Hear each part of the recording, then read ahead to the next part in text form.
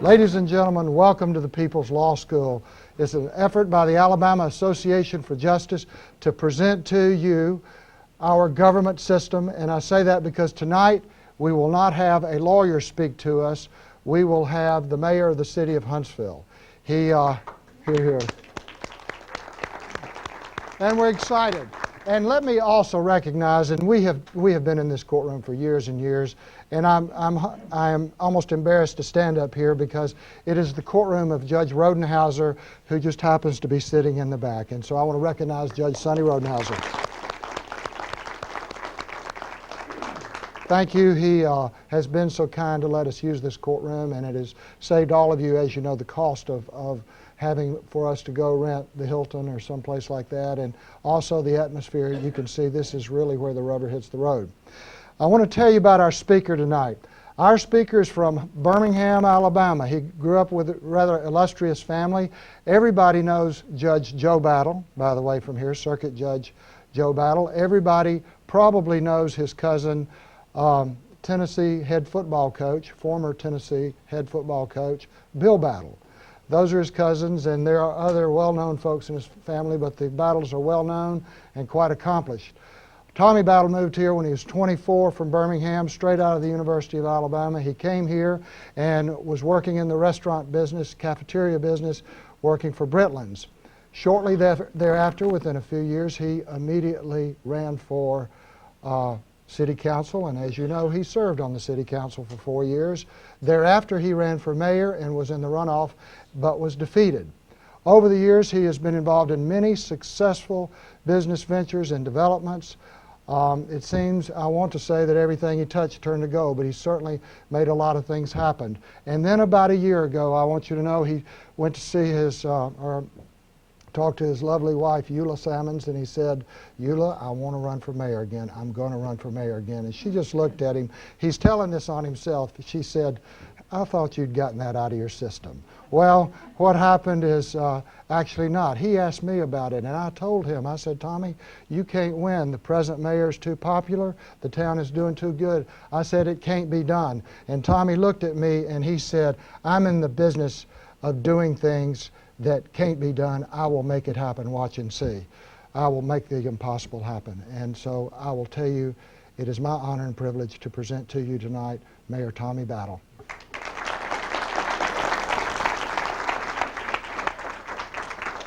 When my wife said, as Alan put it, she said, I thought you'd get over that. She really said, "I thought you'd grow out of that," and, and said, "I thought you'd grow up at some point." You know, it's an amazing thing. 20 years ago, I ran for mayor, and when I ran for mayor 20 years ago, I came in second. And second means that you get voted to go back to the public sector. Go back to that private sector. You're out of the public sector, you get voted to go back to that private sector. And so I got to come back to the private sector, and I got to get involved with a lot of things that I think are what really makes Huntsville go. I got to do a lot of things that I never would have gotten to do if I'd been mayor. If I'd been mayor, I never would have gotten to be chairman of the Early Works Board. I never would have gotten to be on the Solid Waste Board. I never would have gotten to be chairman of the HIMSI Board, which was an ambulance board. And I never would have gotten to see a lot of the volunteerism that is what takes Huntsville and brings Huntsville to what it is today. And that's what's kind of been the base of this community for so long. You know, right now Huntsville has about 190,000 people. That's a lot of people. You start looking at it, this is a lot of land too. We go all the way from over Flint River and Hampton Cove all the way over to the west. We go all the way to I-65. Can you imagine that? It takes almost a full day to drive over there one way or the other, or you got to pack a lunch. You go all the way from north, you go all the way up from just south of Meridianville, and you go all the way south to the river. And it's a lot of territory, something like 225 square miles of territory. And so there's a lot of area to cover in the city of Huntsville. And being mayor for 4 months, I've gotten to see a whole lot of it. And I hadn't found everything. Every once in a while I'll find these new pockets of land or park, or Pisgah Park back there at the very end of Winchester Road and some other places. I said, "Man, where is this?" And they said, "That's part of your city. That's part of Huntsville, Alabama." And so you find new places all the time, and that's part of the magic of Huntsville. there's always something new to be found. I say Huntsville is what you call a big little city. You know, it's little enough that you go down the streets all the time and you wave at somebody and you see somebody that you know, but it's also big enough that it's also so big that you always have someone new to meet. And that's the special part about Huntsville. And that's the thing that I love about being in this city. So 20 years ago, I ran for mayor. 20 years ago, the number one issue, what do you think the number one issue was? It was roads. 20 years ago, we ran for mayor, and the number one issue was roads. This time I ran for mayor, what was the number one issue? Roads again. 20 years from now, when I run for mayor, what's the number one issue going to be? Roads. It'll stay that. That's what happens with a growing community, and that's what we keep seeing time and time again in this community, that we're a growing community. With a growing community comes growing needs. There are roads, there are infrastructure, which would be sewer, water. There's police needs, there's fire needs, there's needs that for more animal control. You know, all the way across the board, everything that the city touches, there's always needs that come out there. And as mayor, one of your biggest jobs that you find is that you have this much need and this little money. So my job is to come out and say, hey guys, we got this much need and this little money. Y'all help me figure this out, and let's figure out where we can put this money and have the biggest bang for the buck. Let's make sure that we can cover the most territory with this much money, and let's make sure that we can return what the citizens need to have happen there. And that's what's been happening. Over the past 4 months, I think we've been to 765 meetings. 765 meetings. And my wife says it's about time for a little vacation. So I said, okay, honey, we'll do that. But 765 meetings. But why do you do all those meetings? You know, why do you sit down with that many people? You sit down with that many people because this is the time that you need to be able to talk to people to find out what the needs are of this community. I go up to the north end of town, and there are certain needs up in the north end of town. You go to the south end of town, there are certain needs in the south end of town. You go east and you go west, and there are certain needs in every different section of towns. There are different needs in different areas, but those needs all kind of come together as what we call Huntsville. And so as the city of Huntsville, we have a budget which is, our general operating budget is $226 million. Our total operating budget, which includes some enterprise zones, some sewer funds, and some other things, is about $335 million. So our job with $225 million, which is kind of addresses the central problems of what we have, or the central area of services that we provide, is to take that $225 million and figure out how we can make that $225 million spread to this need that is probably about $350 million worth. How do we do that? We do that by trying to get you the biggest bang for your buck. We try to get your biggest bang for your buck that you can off of your tax dollars. If you don't think we know how to stretch a tax dollar in Huntsville, Alabama, you're kidding yourself. We sit here, we have an 8% sales tax. Look across the state, most of the other areas are 8.5%, 9%, and Birmingham's 10%.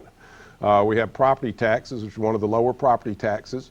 We have all of our other revenues. When you start looking at it per capita, we have some of the lowest tax revenues per capita that you find anywhere in the United States, and we still provide the services.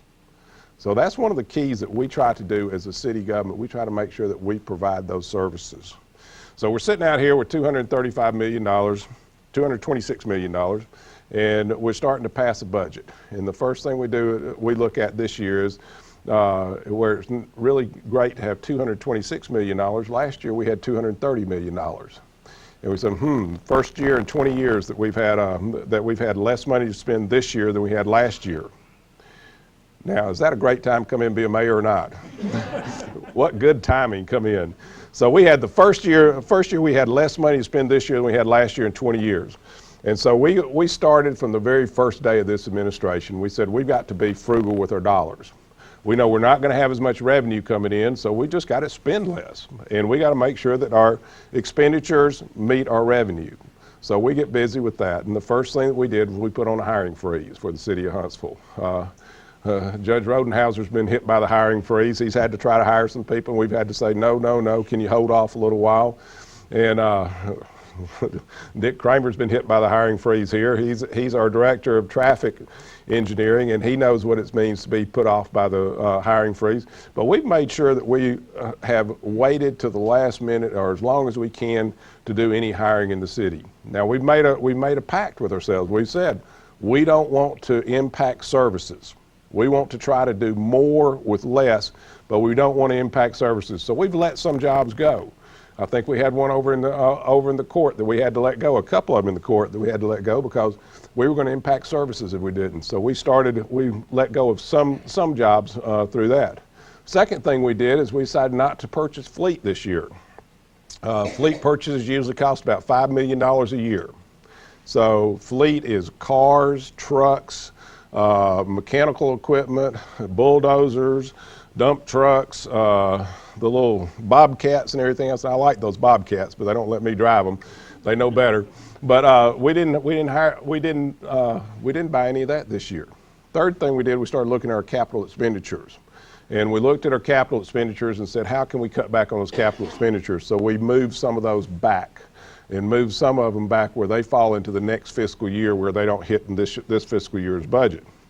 Now, we looked at all that and we said, we think we're in pretty good shape. So we looked and said, what's happening with our revenue? September, October, and November, we were off 2.4% sales tax. And you got to realize sales tax is 53% of the income for the city. So that sales tax was off by 2.4%. Didn't feel real bad with that because the car dealers were off about 40%. And the car dealers are 6% of that sales tax figure. So 40% of 6%, that's 2.4%. So that's probably where we're off in our numbers and everything. So we felt okay. And then December came. And December, if you talk to retailers, most of the retailers will tell you I did the same number of transactions I did last year. But people, instead of buying that $30 gift, they bought the $20 gift. And so our sales tax in December fell off 7%. And that meant that overall for the year, we were about 3.3% off. Now that could be as much as $4 million worth of sales tax that we would be behind in revenue.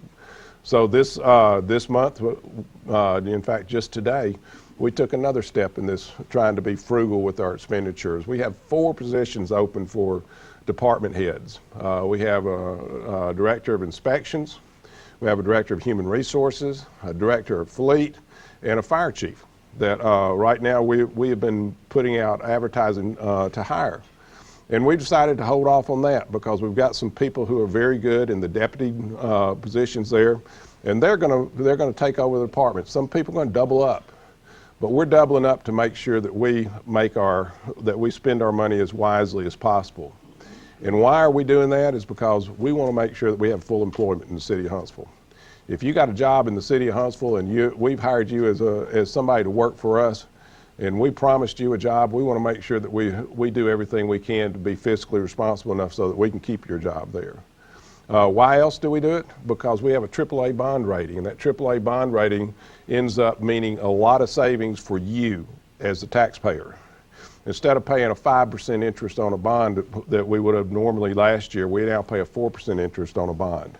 And over a period of 20 years, when you're borrowing $150 million, that means a lot of money saved by the taxpayers. So that's one of the reasons that we have been working so hard on being fiscally responsible as the city of Huntsville. Now, what's our future? And what does it look like for our future? When we went up to the bond rating agency, we went up to see Standard & Poor's and Moody's, and you go see them and they sit there and they're kind of like the little guy who sits there and does your credit analyst when you buy a house. You know, he's a little credit guy and he says, now, what about this bill? Have you paid it? What about this bill? Have you got future income coming in? Do you think you have enough money to pay off this house and everything? Well, the bond rating agency is just like that, and they do that with the city. They said, now what are you doing about spending? And we told them what all we were doing about spending to make sure that we were as fiscally responsible as possible. And they said, okay, you've taken care of the spending side. What are you doing about revenue? We said, we're watching our revenue and watching it very close, making sure that we get all the revenue in. And they said, but what about the future? What do you think is the future of your community? And so then we started telling the story of Huntsville. And that story of Huntsville is one that, we can say, thank goodness we live in Huntsville, Alabama. We live in one of the greatest communities in the world, and we live here. And there's not too many other communities that can say that they've got good stories to tell about the future. You know, we're going through our own little tough time, but we got good stories to tell. We're working on workforce development in Huntsville, Alabama. No other community in the United States is working on workforce development. Workforce development basically means that you got more job slots here than you actually have people to fill them. And you're having to go out and try to recruit people to come to Huntsville, Alabama to fill these jobs that are coming in with this thing called BRAC.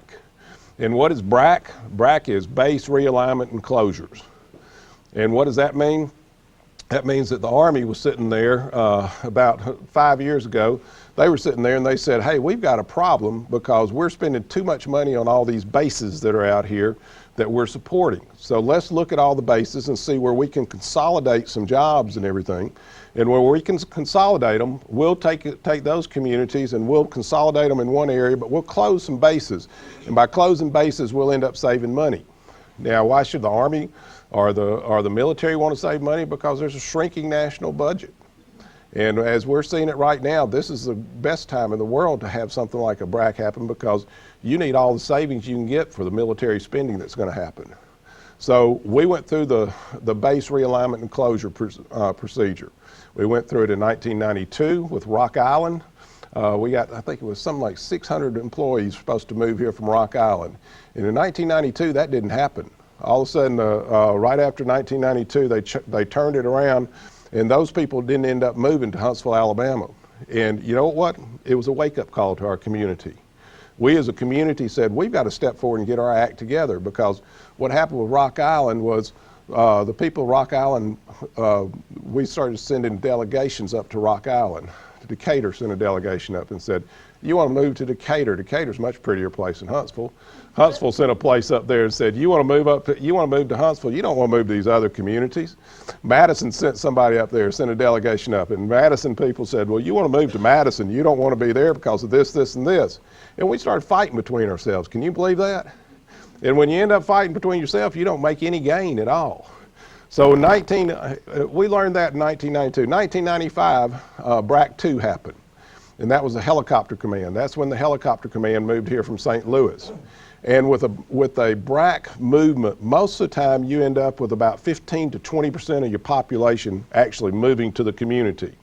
Well, out of the 1995 BRAC, because we finally got our act together, we went up there and we did the job right, we ended up with 60% of the people from St. Louis ended up moving here, taking those jobs with the military. And that was the Aviation Command as they started coming in. So 2005, we have another BRAC, and this is called the mother of all BRACs. And so we have the mother of all BRACs, and we go up and we come together as a community. We do a good job on our presentation, and we end up getting 5,000 direct jobs from this BRAC. Out of those 5,000 direct jobs, 2,300 are from Missile Defense Agency. Another, about 1,900 of them are Material Command. And then the other, how many I got left there? 23, 20, the other 800 are varied support group of commands coming in. But out of that Missile Defense Command means that we have centralized all of Missile Defense Agency here in Huntsville, Alabama. And that's big because that ties back to NASA, that ties back to the technology, that ties back to this community.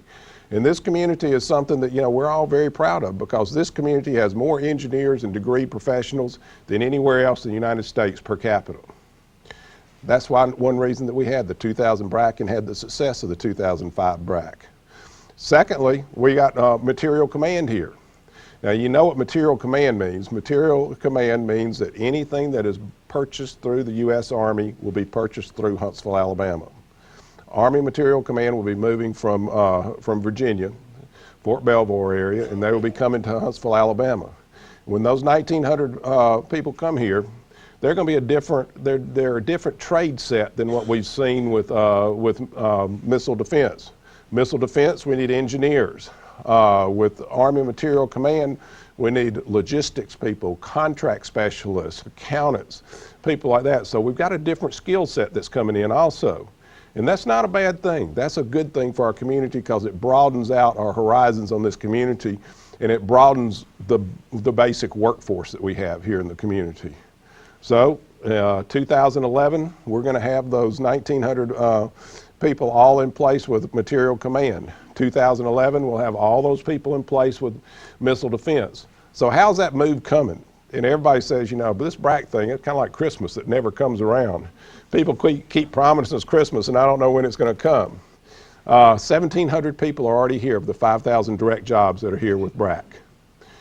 This next year, we'll have 75 more people come, and that's in 2009. 2010, we'll have 1,900 people will be coming in, direct jobs. In 2011, there will be another, I think it's 1,200 people who will be coming in, and that's direct jobs. At the end of each BRAC is when your support personnel come in. Remember, they said that there were 5,000 direct jobs, and usually with 5,000 direct jobs, you have 5,000 support jobs which come in. And that's when the support jobs will be coming in. That's 2010, 2011. So what does that do to us as a community? That means that over the next 2 years, after this year, and my motto for 2009 is hold the line for 09. After we get finished with 09, 010 and 011 and 11 ought to look like very good years for us, because we've got up to 3,000 people coming in, direct jobs, and we've got 5,000 support jobs coming in. That's going to lead this community out of the recession probably a year ahead of what I see everybody else doing across the nation. Now, what does all that mean for us? And what does that mean for you and me? It means we have a few more people out there, and we're going to have a few more people coming into Huntsville. And what else does it mean? It means that we got to get to work. We're going to have roads are going to be our #1 problem again. It's going to mean infrastructure is going to be our #1 problem. It means we're going to need more water lines, more sewer lines. We're going to need more offices. We're going to need more workers. And the end result is that, you know, we are still on a growth pattern. And another thing that's happening out there that the whole market doesn't realize right now, and when we were talking to the bond rating agency up in New York, we started talking about our retail trade. The retail trade is very important to Huntsville because, like I said, we get 53% of all of our tax revenue comes in sales tax. Sales tax, retail trade drives sales tax, and so we have to have a lot of retail trade here. And what's happening out there right now is that you're seeing a big constriction in the retail market. You notice a lot of the retail stores closing and everything. Well, what does that do for Huntsville? What it means that we end up doing is that we go back to regional shopping. Remember how it was 20 years ago?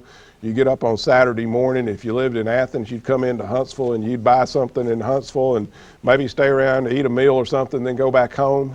That's going to go back, it's going to go back to that.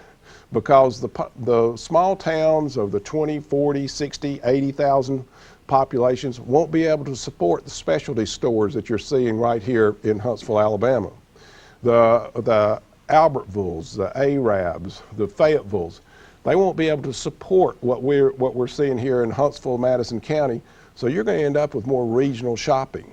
You'll see the same thing happen in the automotive industry, because the automotive industry is one that's in for a big constriction.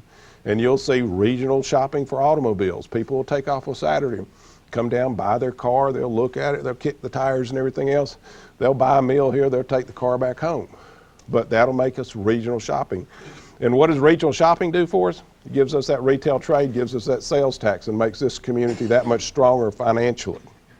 So what we talked about when we started talking to that bond rating agency, we started talking about the future of a city, and we talked about that we have a great future in front of us.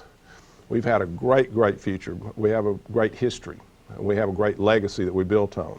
That legacy is built upon people like Joe Davis, like Jimmy Record, like a whole bunch of people who still aren't around here anymore, and a lot of people who volunteered in a lot of capacities, and that's what's made Huntsville a great place. Those people built our legacy, and they built what we have. Our job and my job coming along is now to step forward and to provide us for the future. And every one of your job is to help provide for that future, because it's not done by one person, it's not done by one group. It's done by everybody pulling together, and that's always been the magic of Huntsville. When we pull together, when we work together, we always get ahead, and we always succeed. So we see that we have a town that has a great future ahead of it, a great financial future. But then you start talking about what else do we have? What else? What's our selling points? When we start going out and we talk to somebody in Virginia about coming to Huntsville, Alabama, we say, what's our selling points there? Number one selling points it gets back to roads again. We tell them that we can save you 2 hours a week, 2 hours a day of your time, because you're not going to be stuck on the Beltway in traffic. If you move to Huntsville, Alabama, you can get to and from work, and you're going to save yourself 2 hours a day. We tell them also we have a quality of life. And that quality of life is what is one of the biggest sales points that you can bring upon yourself. We have bike paths here. I mean, if you want to go out and you want to do anything, if you want to bike, you want to become a Frisbee golfer, you want to play lacrosse, you want to play hockey, you can find it here in Huntsville. And not many communities can boast of all of that. You want to play soccer, you want to go out and you want to play softball. If you want to play any sports, any recreation, you'll find a group who does it right here in Huntsville. If you like to go to barbecue contests, which I do, you can tell I like to eat. If you like to go to barbecue contests, you can find them right here in Huntsville, Alabama. If you like flowers and you like plants, you can go out to Botanical Garden. You can see a world-class botanical garden here in Huntsville, Alabama. If you like art, you can go right now and you can see the Southern Pottery Collection in our Museum of Art. And it's a pottery collection that is second to none. And if you want to see one of the finest art collections, our Museum of Art just bought the Southern Women's Collection, which was a $2 million purchase for the Museum of Art, and it's one of the finest art collections that's found anywhere in the Southeast. You want to go touch some hands-on history of Alabama and see where the early Constitution was written. You go up to Constitution Village. You go to Early Works, and you can have hands-on, children can have hands-on touching of history of Alabama. You want to see where the Confederate soldiers were kept during the Civil War. You can go down to the depot, and you can go up in a little room and see where they wrote on the wall there as they were hospitalized up there. You want to see a community that has a little bit of everything? That's this community. And that's the magic that we bring to Huntsville, Alabama. And that's the magic that just keeps coming out time and time again whenever I talk to people, because they're proud of what's happened here. And you know, the funny thing about it is most of us from Huntsville, we're not from Huntsville. We're from somewhere else. How many of y'all are lifers in here? We got a few lifers in here, okay. How many of y'all from somewhere else now, okay? But look at all of us. I mean, we come from somewhere else. Somebody told us about this place called Huntsville, and they said, this is what we want you to do about Huntsville. This is a good community. You need to come look at it.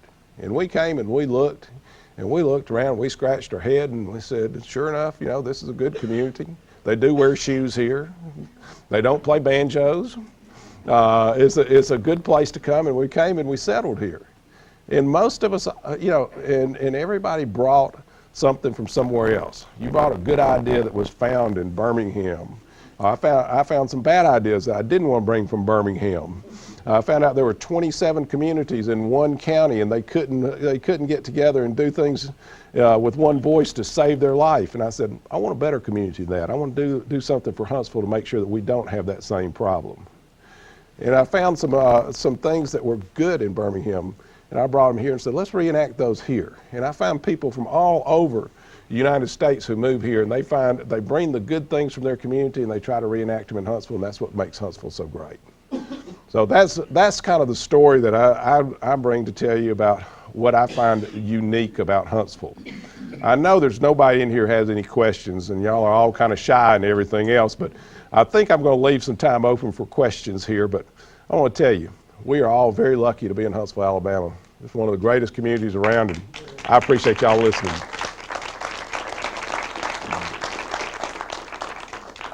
All right, who's got a question? I got dibs on what the first question is. I've got a comment. Okay. I want to congratulate you and thank you for the process of working together with Madison and the county government in trying to get along and work together and not fight against each other, because there's so many things that are in common no matter what they are, the same problem, same possible solution, working together instead of butting heads. Thank you.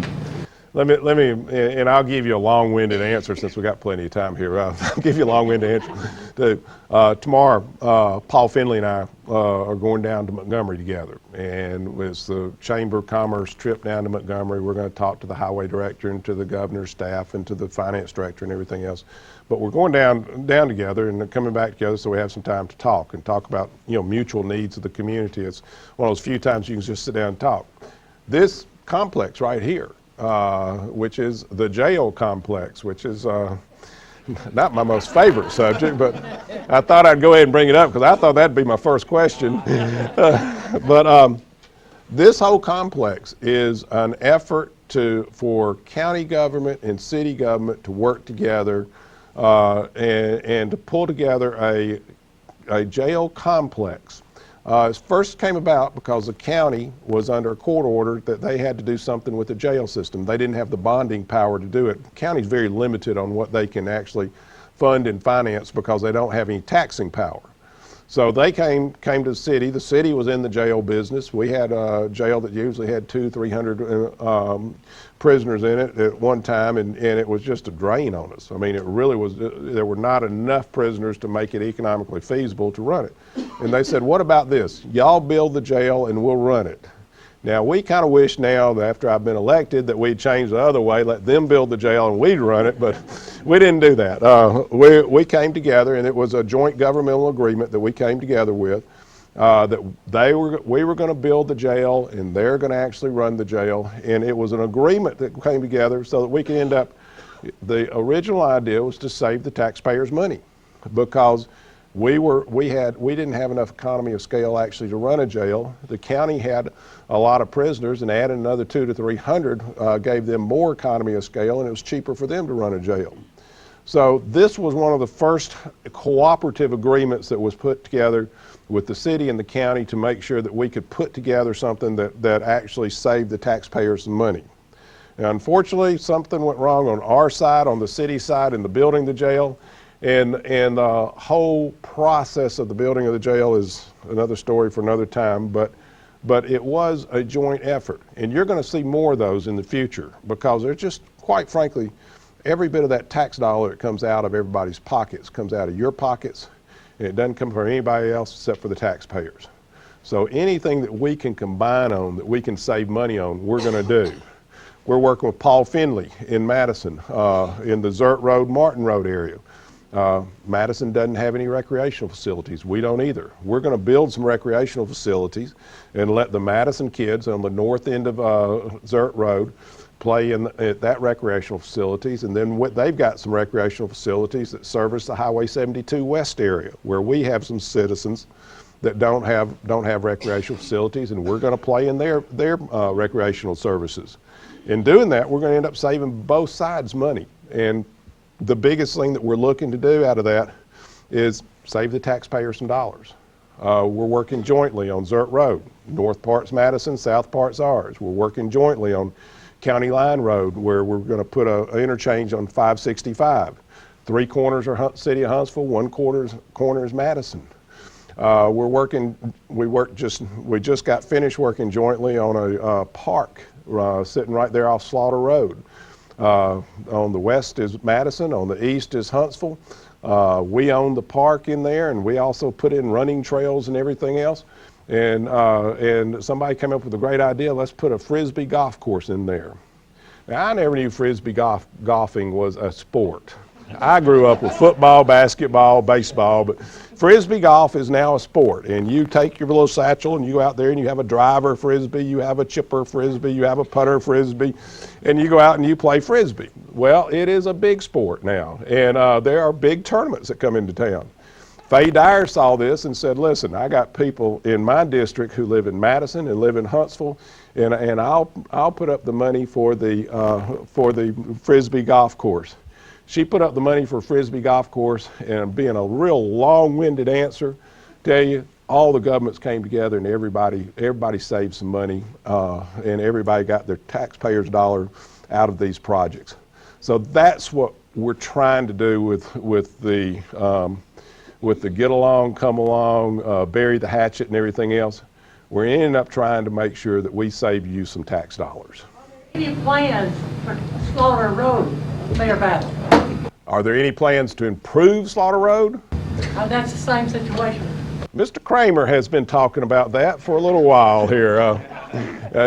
Dick Kramer, our traffic engineer, has been out there and has been looking. He has been working with Gary Chenoweth, who is with the city of Madison, and they've been working on some improvements on Slaughter Road, especially when you get down to that north end of Slaughter Road as you get to 72, because there's some visibility sight problems out there and everything. We haven't come to a final answer yet, but we are working on those right now. And that's one of our emails. What is the lady's name we get the email from? She's got a real unique email name, but she emails us. Summer Fun or something like that. Yeah, Summer Fun or something like that, but we talk to her regularly on the email there. A topic for you to bring up with Mayor Finley while you're down in Montgomery. I don't know the exact amount, but for every dollar that Madison County sends to Montgomery in road and tax money, we only get 55 to 60 cents back. Whereas Montgomery, for every dollar they put into the pot, they get $1.50 back. 53 cents is what we get back. And that was, I quoted that, I know that number because we used it in some ads during this last campaign. Tuscaloosa also gets $1.25 for every dollar they send down. So, you know, you start looking at the North Alabama area, have we gotten our fair share? You know, and I guess my whole emphasis is making sure that we get our fair share and making sure that we get what we have to have for Huntsville. Well, I have heard, and there's probably no way to verify this, but I have heard that the reason Huntsville and Madison County is so far behind in roads is because Madison County never ever carried George Wallace. Let me tell you, more the reason why we have been behind in roads is that we have not gone down as a united voice. You know, just like happened to that 1992 BRAC. You know, the city of Madison goes down and says, we got to have this, this, this. The city of Huntsville goes down and says, we got to have this, this, this. Madison County goes down and says, we got to have this, this, this. And then the chamber goes down and says, we got to have this, this, this. And then, yeah, well, you have a leadership class goes down and says something else. And by the time they get finished, you know, the highway directors talk to all 5 of those groups, and he's just shaking his head and said, they don't know what they want. We'll just spend it somewhere else. And realistically, that's what's been happening in the past, that we have not really had our act together. And so we as a community have decided, you know, and we as elected officials have decided we're going to come together, we're going to have our act together, we're going to ask for one list. I know that Paul Finley's #1 need is the County Line Road, and it's already been committed to, so we pulled it off the list. Our #1 need was Sparkman and Max Luther, the overpass up there at Memorial Parkway. And that's been committed to, so we pulled it off the list. Both of our #2 items is Zert and Martin Road, because it's that western entrance into the arsenal. And it's got to be taken care of, because every day at 8 o'clock in the morning, you got cars backed up about half a mile trying to get in the arsenal, and every day coming out, 5 o'clock in the afternoon, you have cars backed up going about half a mile trying to get out of the arsenal. So we've got to have a bigger gateway for them to get out on the west. And both of us have that. We also know that Mike Gillespie's #1 goal is Winchester Road. And we also know that, that another one of the commissioners, which is Tom Butler's #1 need, and also Dale Strong's, is Research Park Boulevard going over 53 and carrying it out so that we take care of that safety problem. Now, we all realize some of these roads aren't in the city of Huntsville, but I'm still in support of them, and I'm still working with them to try to get those roads to happen. Because if they happen, it makes our community better. And if they happen, it also makes it easier for those people to get in from Ardmore, to get into the city of Huntsville, to spend their sales tax dollars. You know, so there is a little bit of greed right in there. But it does make a lot of sense that we work together on that. And we did that in 1986 when I was on council. We as a community decided that we have these needs. We need to finish 565, we need to finish some overpasses on the parkway, and we put together this whole list of what we wanted to do. And and just so happened it was a time when people were running for governor. So we talked to each person running for governor and said, we have these needs, Mr. Hunt, and these are our needs that we have as a community. And he'd look at them and he'd go out, and we were very nice. We had TV cameras out there when he came out, and so he got to say, I'm for Huntsville, I'm for roads. If you'll elect me, I'll get you those roads. And we also remembered to keep the tape. And so after we kept that tape, in 1986, Morris Anderson, if any of y'all remember Morris was chairman of the chamber that year, and he led a delegation of people down, which included the mayor, included the county commission, included the city of Madison, and we went down to Montgomery and we said, Mr. Governor, we'd like to make sure that you follow through on this, and we want to help you follow through on this. And we ended up with a $58 million road package up here, which was a big number back then. In 1984, that was a huge number, and that helped us finish 565. That helped us finish some of the overpasses. But that's been our problem in the past, is that we seem like we can come together and then we got our lesson of the past. We have kind of committed that we're not going to forget that lesson. We're going to come as one united voice. And when Joe McGinnis sees us, who's the highway director, I tell him the same story that Paul Finley tells him, that Mike Gillespie tells him, that Tom Butler tells him, that everybody else, that Dale Strong tells him. And we make sure that we carry that same message down time and time again. He's a big Bama fan too, so use your influence. You went to Bama too, I think. Joe was a big Bama God's fan. country, yes, I am. So you use your influence there while he's still in office. I'll do that. Thank you. I was wondering if there's any possibility that the school systems could get together to one entity so there's not so much money spent on administration. You know, that gets back into the idea of metro government, and you know there are probably 20 different forms or hybrid forms of what metro government is. Louisville has one form, Charlotte has one form, Nashville has another form. And there's 20 different kinds of metro government. If this community was ever going to become a metro government, it has a couple of things to do first. Louisville is one of the best test cases you can see. They got beat 4 times. It took them over 15 years to become a metro government. And they had 4 elections that they lost to become a metro. But the first thing they did, they combined the school systems. And that's not an easy thing to do because everybody wants local control of their school systems. So you have to go back, and you go back to what Louisville did, is they went back to the neighborhood concepts. And you can see right now we're working on, we have an Office of Diversity and an Office of Multicultural Affairs that works on diversity and works on neighborhood associations. You have to put the neighborhood associations in place so that they have some control over they feel like they have control over their own destiny, that they have control over their school, they have control over the planning in the area, they have control over the zoning in the area. They have some say in, you know, where the police come in, where they put their focus, where they don't. You have to have neighborhood associations so that you feel like you have some control. And if you have those, then it makes the next step happen, which is the schools coming together. And then you start working like we're working, and you start working on shared services, you know. What's the best and easiest services that you can put together? Is it your water systems? Put all the water systems together, because you've got one out in Gurley, you've got one in Madison, you got one in the Harvest Monrovia area, and you got one with the Huntsville utilities. So do you put all those together, and you start putting services together, and all of a sudden you're moving towards what you have to have to start bringing your governments together and make people realize that it's not something to be scared of. Metro government's not a bad idea, and it's an idea that will come in the future, but we've got some steps we got to take to get it done first. And you know, one of the problems with school is your tax base. City of Huntsville, you've got, what are you, 54 mills, City of Huntsville. Out in the county, I think you're 32 mills, something like that. There's a big difference in the property tax value there. The city of Madison, I think, is at 58 mills, if I'm not mistaken, maybe 60.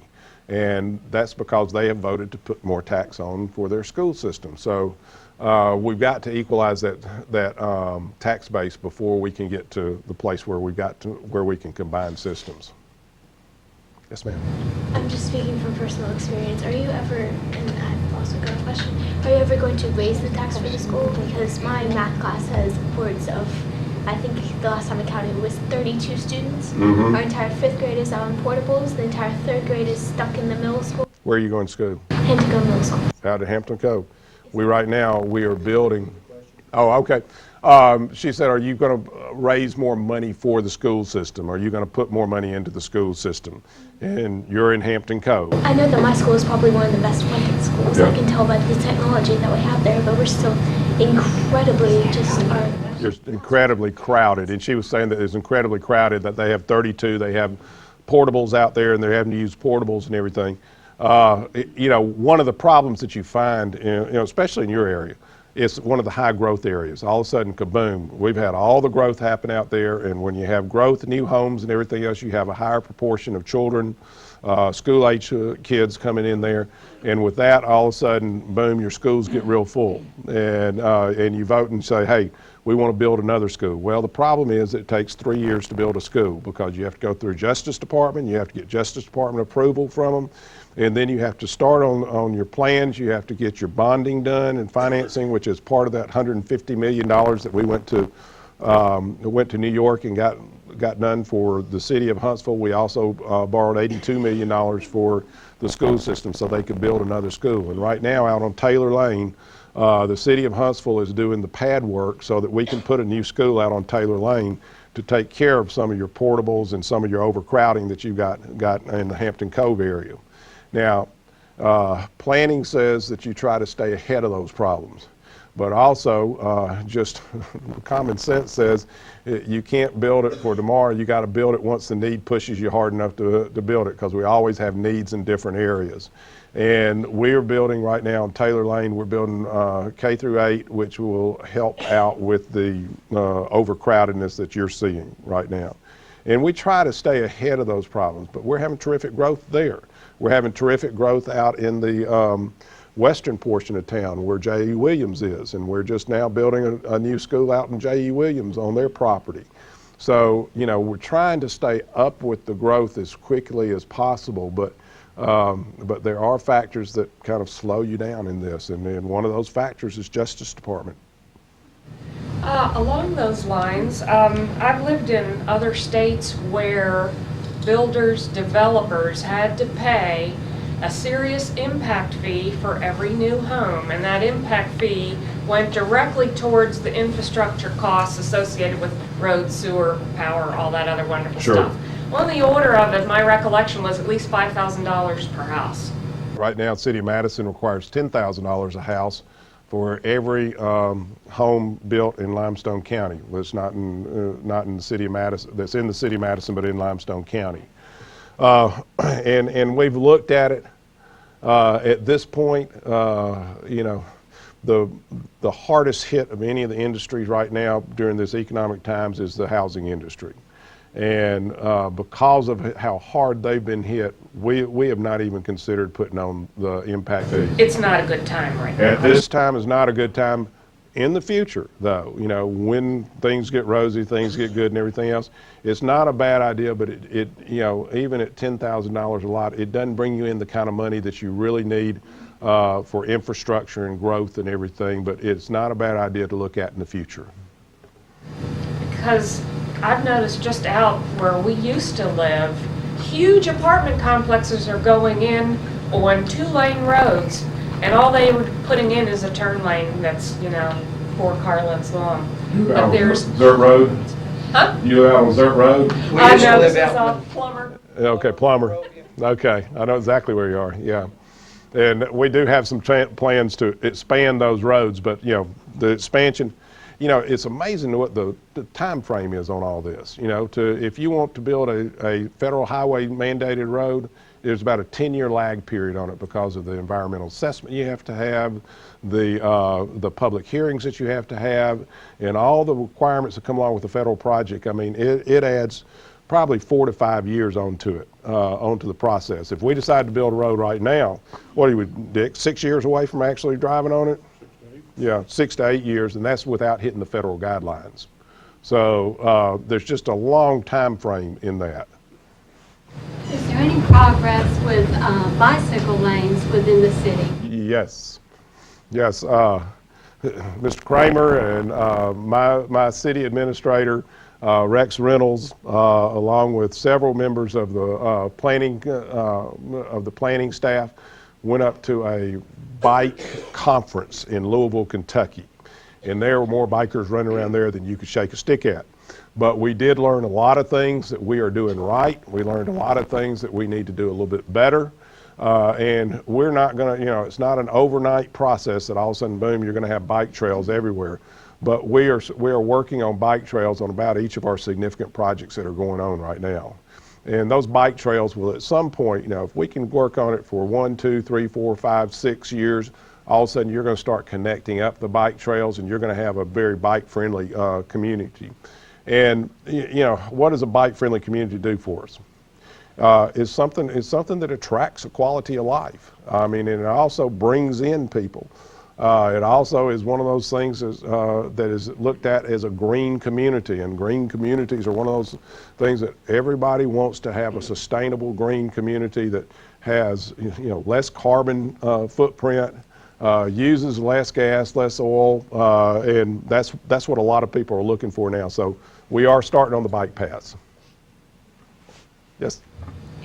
Since a lot of people commute from Decatur to work in Huntsville, is there anything at any time in the future to establish a joint transportation system between the two? We have, and I'll tell you, we have really, I kind of view our transportation system here has been on life support for the past 8 years, and it really has. It's one that we've kept alive, but it has not been a thriving one. But there hadn't been any federal money for transportation systems, and that's what usually drives your transportation systems. Under this present administration, I think that we're going to see some more things that we can do regionally. We've talked about, with the concentration of workers that you have at Redstone Arsenal, 35,000, 40,000 people sitting there. We ought to be able to do some park and rides and have some buses that go from there and come in. They don't have to wait for all the security checks. They come straight on in. There ought to be some things that we can do like that, and and we're looking at them, but we haven't gotten far enough in them to be very dangerous with them yet. But it is something that we've started talking about and started kind of in the planning stage. Mayor, is the Arsenal on flex time? Some of them still? Some of them are still on flex time. With help afternoon traffic? Yeah, some are, but there's just so many trying to get through, and also the security. The security issue has really tightened up at the Arsenal. Since BRAC has happened and Army Material Command has moved here, or 4-star General has moved here. Your whole your security issue at the Arsenal means that if there ever is a quote incident in D.C., command might move down to Huntsville, Alabama. So security has gotten much tighter out there. That's why you're having such a long lines to get in and to get out. You just need more lanes open so that you can get more people in and out. Yes, sir. Yeah, two things. One is, and just thought about it, an alternative transportation like lightweight motorcycles and motor scooters, etc.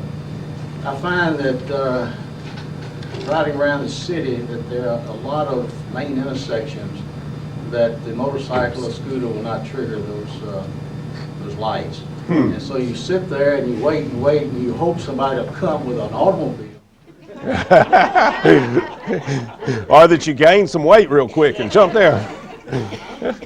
In other places that they will allow you to sit through 2 rotations or something, 3 rotations, and then you can go and you're free and clear if you have to be stopped. The other thing I wanted to mention was in Peachtree City, Georgia, south of Atlanta,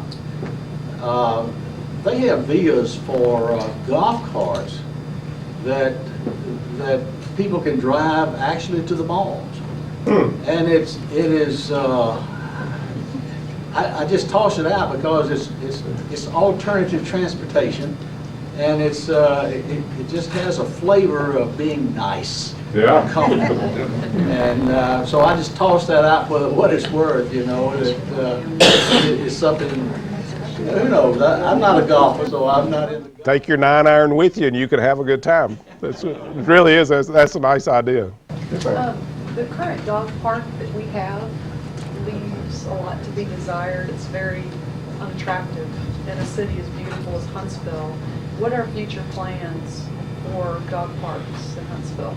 We have, under plan right now, we have 2 other dog parks. One at Bram Springs, which I think can be a dynamite spot. And all the dog parks that we put in have been money that have been done through donations. And so it's volunteerism and it's donations. That's what it gets back to. We had our dog down at the dog park, I guess 2 weeks ago. It was a Saturday, pretty Saturday. We had our dog in there and they all ran around in packs and had a great time and everything else. And he came home and immediately fell asleep. But we had a great time down there. But the one in Bram Springs, we hope to have a water feature to it, so you can go to the water portion of it. You know, we've got to fence it in like we've done the other portions, but we do need to do some sprucing up of them. And we have a second dog park coming out on Slaughter Road, which is where the Frisbee golf course is going to be and everything, and that will be a dog park also out there. Sir, you mentioned Little Miss Sunshine sending you emails. You've got about 2 or 3 more minutes. Do you want to tell us your email? My email, tommy.battle@hsvcity.com. And I assure you, I only get 110 a day, and I try to answer all of them, but it might be a couple of days, but I will get back to you, or somebody will get back to you on those. It was amazing today. I thought I had them all wiped out at noon. And then at 4 o'clock I looked and I had 45 more. I said, darn, how do those things come in? But I wiped them out by the time I left, and I'm sure I have 45 more now. So I will get back with you. It may not be that same day, but I will get back with you within a couple of days. Mr. Mayor, what kind of packages are the government giving? Stimulus. Have you got any words on or thoughts on? We are going to get some of the stimulus money. We went to Washington, gosh, a number of times, and it seems like we've been up there all the time. They're getting a little tired of seeing us, but it really has been a great process to work through. There is a lot of it is formula money, and then there are probably 16 to 20 categories in there that are competitive. And we have to put together grants, we have to put together applications to apply for that money. Some of it comes to ADECA, and we go through ADECA in the Alabama in Montgomery to get it, but most of it is things that you will apply through the Department of Commerce, Department of Transportation, something along that lines, or maybe even the Department of Justice for a COPS grant or a SAFER grant or something like that. The stimulus package is, basically it's 1 whole year worth of federal spending all put into 90 days.